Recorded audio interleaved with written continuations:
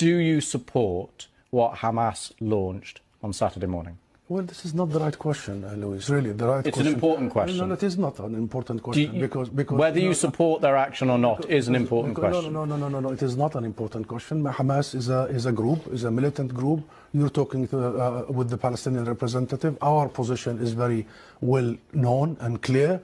And what is that? Do you support Hamas's actions? And then you cannot equate. This is not about support or not support. I am here to represent my people, the Palestinian people, what they are going through. I'm not here to condemn anybody. And if anybody that needs to be condemned, it's what you call the only democracy in the Middle East, that is Israel, between parentheses, that is doing what you have just reported, targeting civilians. And this has not just happened the last 48 hours. I'll tell you one thing. Hamas is not the Palestinian government, okay?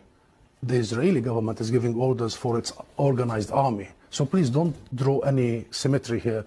Don't equate. There is no way you can draw any symmetry. And don't equate between the occupied and the occupier. This doesn't serve justice to understand for your audience and viewers the real situation.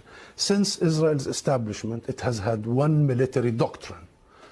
When it fights, it goes and fights civilians, kills civilians, so they pressure the fighters.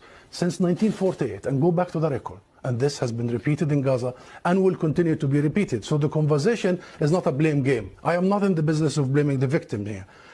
The real conversation is how do we stop this vicious, deadly cycle? You just condemned Israel for killing civilians, and you won't condemn Hamas for killing civilians.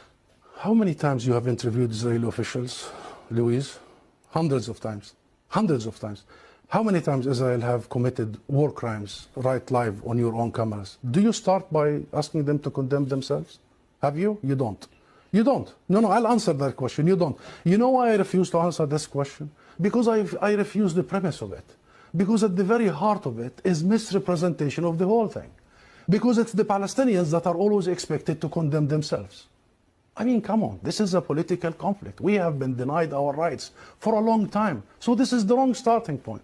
The right starting point is to focus on the root causes, is to try and get out of this extreme dark tunnel, as opposed to this business by BBC and the mainstream media for 75 years. You bring us here whenever there are Israelis who are killed. Did you bring me here when many Palestinians in the West Bank, more than 200 over the last few months?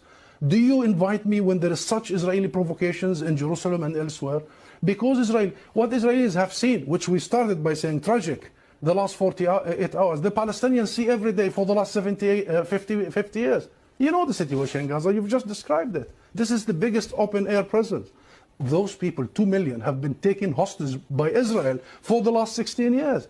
So I'm saying this just to say, Louise, perhaps this is about time we abandon this rhetoric, very dangerous, this framework, and we start giving people the real ugly truth sometimes. What is the solution in your eyes? International law. That's it. What does that mean?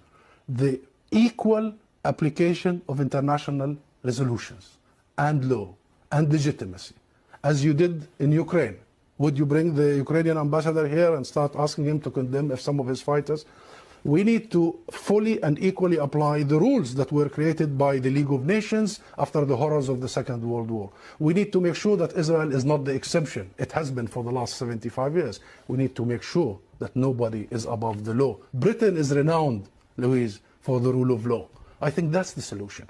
Israel is an occupying force. It is responsible to provide protection for the people under its occupation. And should they commit crimes and crimes against humanity in the coming hours and weeks, it must be held accountable by the international community and the international judicial system. Sam Zomlot, thank you very much for coming on the programme. Thank you.